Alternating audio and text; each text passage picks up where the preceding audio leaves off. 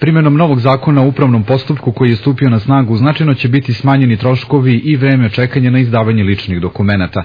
Službenici više neće moći od građana da zahtevaju veliki broj potvrda, jer će na osnovu podataka iz lične karte moći da provere sve podatke i izdaju tražena dokumenta. Kazala je tokom posete Kragujevcu Kori Udovički, ministarka državne uprave i lokalne samouprave. Pored lične karte ne bi trebalo da nikome nikada treba još i uverenje o tome da se rodio, da je državljanin i gde prebivalište. Ali nije samo to, radi se na primjer i o smanjenju papirologije za dečiji dodatak sa nekakvih mogućih čitavih 15 uverenja na sigurno manje od 5, možda i manje od 3. Udovički je sa gradonačelnikom Kragujevca razgovarala i o problemima finansiranja lokalnih samouprava i daljem procesu racionalizacije u javnom sektoru. Novinare je zanimala i sudbina radnika kompanije Fiat, iz čijeg su poslovodstva najavili zatvaranje oko 1500 radnih mesta u toj kompaniji.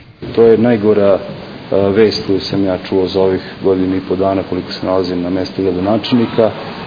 Nažalost, tako nešto smo i očekivali. U posljednje 2 godine se već govori o tome i zaposleni u Fiatu najbolje znaju koliko su pravili pauza u poslovanju. Pregovori sindikata i poslovodstva su počeli danas. Traže se modeli za očuvanje radnih mesta bez otpuštanja. Predstavnici radnika rešenje vide u pokretanju proizvodnje novog modela u Kragujevcu.